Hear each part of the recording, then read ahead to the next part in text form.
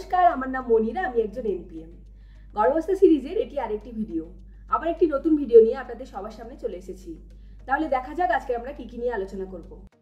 আজকের আমাদের বিষয়বস্তু হলো পেরিনিয়াল মাসাজ। সবার আগে আমরা জানব পেরিনিয়াম কি।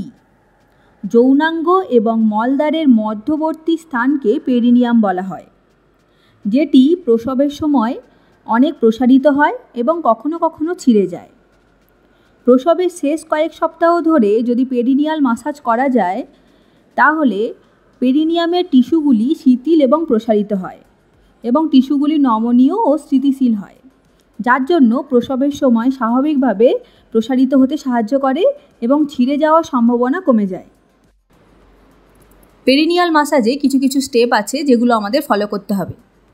যেমন সাবান জল দিয়ে ভালো করে হাতটা ধুয়ে নিতে হবে, নখ ছোটো ছোটো করে কেটে নিতে হবে, কমফোর্টেবল পজিশন নিতে হবে, প্রাইভেসি মেনটেন রাখতে হবে।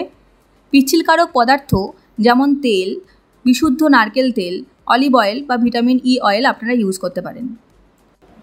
পরের স্টেপ হলো পেরিনিয়াম মাসাজ আমরা কিভাবে করব। এই ভিডিওটির মাধ্যমে আপনারা একটু বুঝতে পারবেন। তাহলে এটা ধরে নিন ভ্যাজাইনাল ওয়াল, মানে যৌনাঙ্গ। এখানে তাহলে পেছাবের জায়গা, এটা ভ্যাজাইনাল ওয়াল এবং এখানে হলো মলদ্বার বা পটির জায়গা।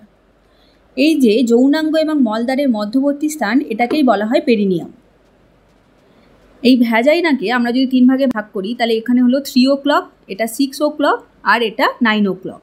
আমাদের এই ইউ শেপেই ম্যাসাজটা করতে হবে। প্রথমে বুড়ো আঙুলকে 3 সেন্টিমিটার ভ্যাজাইনার ভিতরে দেব এবং তারপরে একটু স্ট্রেচ করব, একটু টান অনুভব করার পরে আপনারা এটাকে ইউ শেপে 3 o'clock প্রথমে, তারপর আবার 6 o'clock, আবার 9 o'clock-এর এরকমভাবে আপনাকে মাসাজ করতে হবে।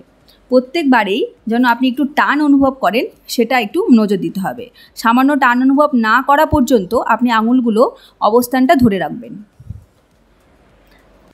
আমি একটা হাতে দেখালাম, আসলে দুটো বুড়ো আঙুল দিয়ে এই মাসাজটা করা হয়।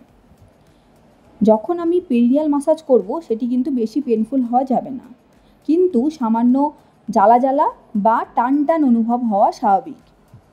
তবে যদি প্রচুর টান টান অনুভব হচ্ছে, তখন আপনি কিন্তু ওটা ছেড়ে দেবেন না, তখন আপনি একটু ডিপ ব্রিদিং এক্সারসাইজ করবেন।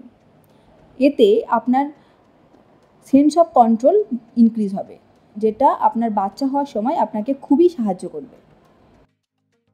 এবার আমরা জানব কখন থেকে আমরা পেরিনিয়াল মাসাজটি করতে পারি। প্রায় 35তম সপ্তাহ থেকে পেরিনিয়াল মাসাজ করা যায়। নিয়মিত পেরিনিয়াল মাসাজ করলে প্রসবের সময় এপিজিওটমি দেওয়ার প্রয়োজন নাও হতে পারে। এবার আমরা জানব যে কখন কখন আমরা পেরিনিয়াল মাসাজ করতে পারি না। 35 সপ্তাহের আগে আমরা একদম পেরিনিয়াল মাসাজ করব না। 2 হলো, যদি কোনো ইনফেকশন থাকে, আগে থেকে জানা গেছে কোনো ইনফেকশন আছে, যেমন হারপিস বা আদার কোনো ইনফেকশন, তাহলে আমরা পেরিনিয়াল মাসাজ করব না। আর যদি জল ভেঙে যায়, তাহলে আমরা পেরিনিয়াল মাসাজ করব না। পেরিনিয়াল মাসাজ সাধারণত সপ্তাহে 1 থেকে 2 বার করা যেতে পারে। আরেকটি উল্লেখযোগ্য বিষয় হলো, বাচ্চা হওয়ার সময় বা প্রসবের সময় 40% থেকে 85% মহিলাদের পেরিনিয়ামের টিস্যু ছিঁড়ে যেতে পারে। তার মধ্যে 2/3 মায়ের সেলাই করার প্রয়োজন হয়।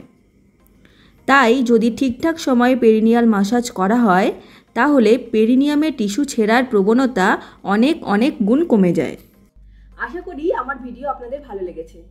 যদি ভালো লেগে থাকে তাহলে লাইক, কমেন্ট অ্যান্ড সাবস্ক্রাইব করে দেবেন, আমার পেজকে ফলো করে দেবেন। Thank you.